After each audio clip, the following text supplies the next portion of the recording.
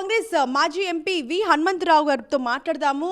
నిన్న సోనియా గాంధీ గారిని కలిసిండ్రు, రాహుల్ గాంధీ గారికి లెటర్ కూడా రాసిండ్రు.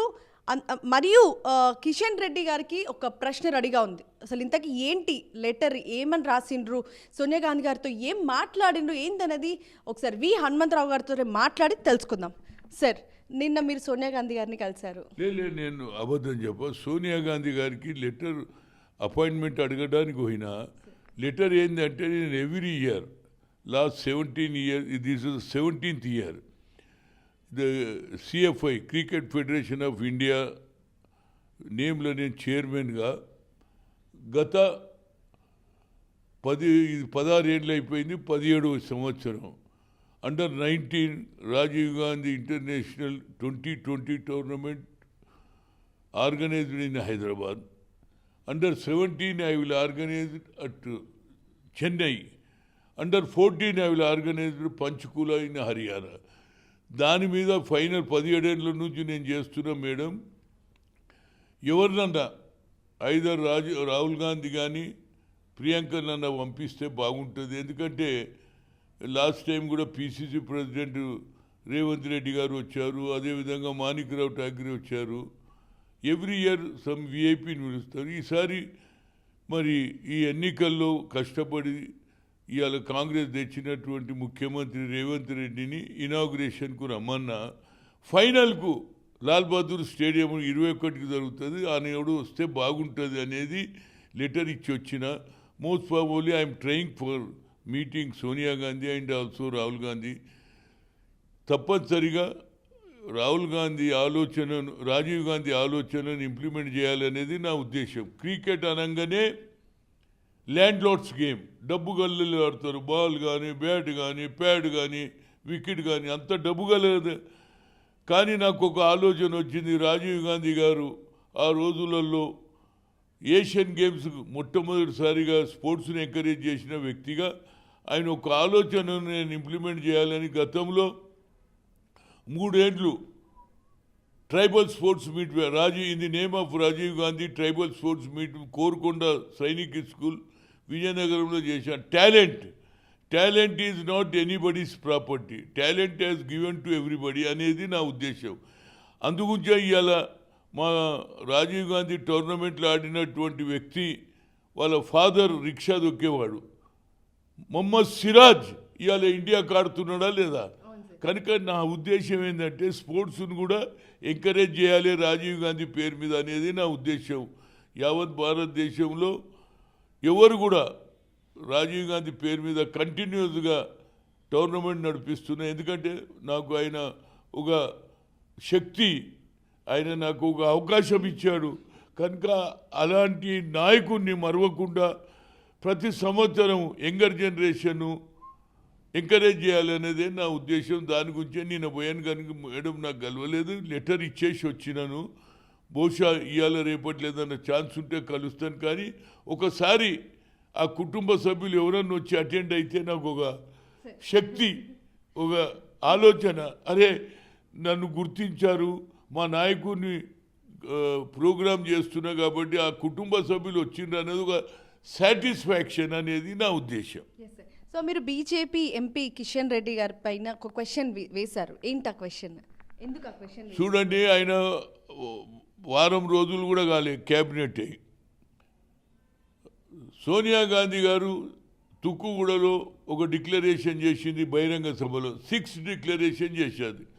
అందులో ఆయన ఇమీడియట్గా రావడంతో 2 డిక్లరేషన్ చేశాడు కదా, మహాలక్ష్మి పథకం కానీ, బస్సులో మహిళలకు ఫ్రీ కానీ, అదేవిధంగా ఇవాళ గ్యాస్ కనెక్షన్స్ మన 1100 నుంచి 500 ఇవన్నీ కూడా ఇప్పుడు అది కూడా రేపు ఇంకా మిగతా కార్యక్రమాలు కూడా చేయడానికి ఆయన ముందుంటే, కిషన్ రెడ్డి గారు ఏమంటారంటే ఏమి లేదు, అవి నడుస్తూనే లేవు, ఇది సాధ్యం కానటువంటి డిక్లరేషన్ అని ఆయన వాదన.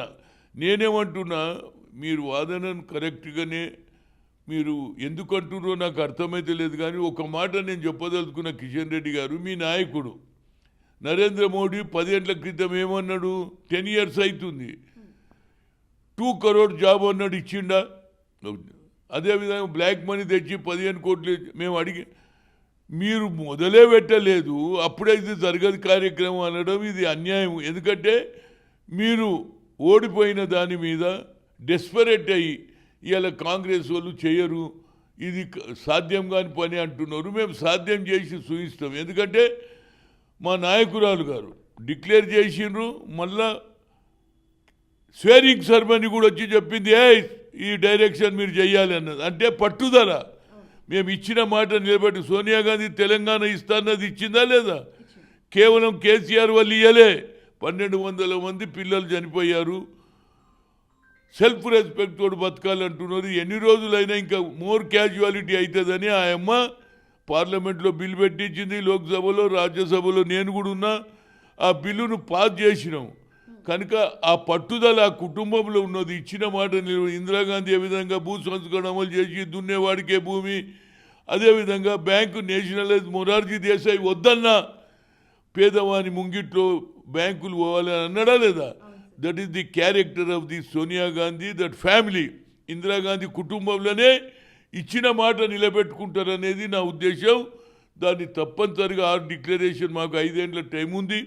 అయినా 5 ఏళ్ళ వరకు కాదు, 1 ఇయర్ లోపల మేము అన్నీ పూర్తి చేయాలనేదే మా ఉద్దేశం. దానికి ఆల్రెడీ ఇవాళ ధరణి ఇష్యూలో కూడా నిన్న మన ఎవరు రేవంత్ రెడ్డి అండ్ శ్రీనివాస్ రెడ్డి గారు కూడా మాట్లాడడం జరుగుతున్నది. ఎందుకంటే ఈ ధరణి వల్ల ఎంతమంది నష్టపోయారు, ఎంతమంది నష్టపోయారు, ఈ ధరణి ఉపయోగమా కాదా? దీని ఉపయోగం లేకుంటే ధరణిని పక్కకు పెడదాం, పేదవానికి లాభం చేద్దామనే కాన్సెప్ట్ ఇవాళ రేవంత్ రెడ్డి. ఆ రేవంత్ రెడ్డి కాన్సెప్ట్ ఎవరిది? సోనియా గాంధీ చెప్పినట్టు నడుచుకునే రేవంత్ రెడ్డిది, క్యాబినెట్ది, అందరిది కూడా కర్తవ్యం అవుతుంది. సోనియా గాంధీ చెప్పిన కార్యక్రమాలు అందరూ ఫుల్ఫిల్ చేయాలి అనేదేమో అప్పుడే ప్రజలలో మన మీద నమ్మిక ఏర్పడుతుంది. ఈ పార్టీ ఇచ్చిన మాట నిలబెట్టుకుంటుంది. గతంలో హరిజన్ ముఖ్యమంత్రి అన్నాడు, 3 ఎకరాల భూమి అన్నాడు, ఇంటికో ఉద్యోగం అంటూ చేయలేదు. అదేవిధంగా ఈయన 2 కోట్ల ఉద్యోగాలు అన్నాడు, బ్లాక్ మనీ అన్నాడు, ఏది చేయలేదు. ఆఖరుకు పబ్లిక్ సెక్టార్ పండిట్ జవహర్లాల్ నెహ్రూ పెట్టిన సెక్టార్లను కూడా ఇవాళ ప్రైవేట్ పరం అదానీని విశాఖ ఉక్కు మా జన్మ హక్కు అన్న నినాదాన్ని పక్కకు పెట్టి అలా అదానికి అమ్మడం అనేది ఎంతవరకు న్యాయం? దానికి 1-2 సార్లు పోయి కూడా వచ్చాను నేను వైజాగ్. నేను పిసిసి ప్రెసిడెంట్గా, యూత్ కాంగ్రెస్ ప్రెసిడెంట్గా రాష్ట్రంలో తెలంగాణలో కానీ ఆంధ్రలో కూడా నాకు పరిచయాలు ఉన్నాయి. తప్పనిసరిగా ఆ విశాఖ ఉక్కును ఆపడానికి మా శాయశక్తులు కృషి చేస్తాం. అదేవిధంగా రాహుల్ గాంధీ గారు ఎవరు చేయని పని చేసిండ్రండి ఈ భారతదేశంలో. 1831లో అయింది క్యాస్ట్ వైజ్ సెన్సస్, ఆ తర్వాత ఎవరు చేయలే. కానీ రాహుల్ గాంధీ కన్యాకుమారి నుంచి కాశ్మీర్ దగ్గర పోయిన తర్వాత రైతుల సమస్య, నిరుద్యోగుల సమస్య, బడుగు బలైన వర్గాల ఆఖరుకు అడవులో ఉండే పులుల లెక్క అవుతుంది కానీ బీసీల లెక్క ఎందుకు అయితే లేదు. దాన్ని ఏమన్నాడు? ఎక్స్రే అన్నాడు. కింది స్థాయిలో వాళ్ళ ప్రాబ్లమ్స్ ఏంటో తెలుసుకొని దాన్ని caste wise census will be conducted, we come to the power, జితనా హిస్సేదారి ఉత్తి భాగీదారి అన్నాడు. కాబట్టి ఇవాళ అన్ని పార్టీలు కూడా బీసీల గురించి మాట్లాడుతుంది. కానీ మొదలు రేజ్ చేసింది ఎవరు? రాహుల్ గాంధీ. అందుకని రాహుల్ గాంధీ ఆలోచన తప్పనిసరిగా క్యాస్ట్ వైజ్ సెన్సస్ అవుతుంది. దేవుని దయతోటి రేపు 2024లో పార్లమెంట్ ఎన్నికల్లో రాహుల్ గాంధీ ప్రధానమంత్రి అయితే క్యాస్ట్ వైజ్ సెన్సస్ అవుతాయి. తప్పనిసరిగా బడుగు బలహీన వర్గాలకు న్యాయం జరుగుతుంది. మహిళలకు కూడా ఆయన మొన్న కూడా కొట్లాడి, మొన్న బిల్ అప్పుడు కూడా మహిళలకు కూడా రిజర్వేషన్ బీసీలకు ఉండాలంటాడు. అది that is the concept of the Rahul Gandhi. కనుక తప్పనిసరిగా నేనే కాదు ప్రజలందరూ కూడా నమ్మిక ఏర్పడింది రాహుల్ గాంధీ మీద. ఎవరు తిరుగుతారండి? 4000 పైన కిలోమీటర్లు వాక్ చేశాడు. ఇంకోటి ఏమన్నారు? కాశ్మీర్ ఉగ్రవాద దేశం అన్నారు. అదే రాహుల్ గాంధీ పోతే అందరు జెండా పట్టినరా లేదా? జాతీయ జెండా పట్టుకొని స్వాగతాలు చెప్పారు. కనుక ఆయన ఉద్దేశంలో దేశ ప్రజలు కేవలం అవమానపరచడం కాదు, వాళ్ళని ప్యార్ చేయాలి. ఏది నఫరత్ చోడో ప్యార్ బడా ఉన్నాడు.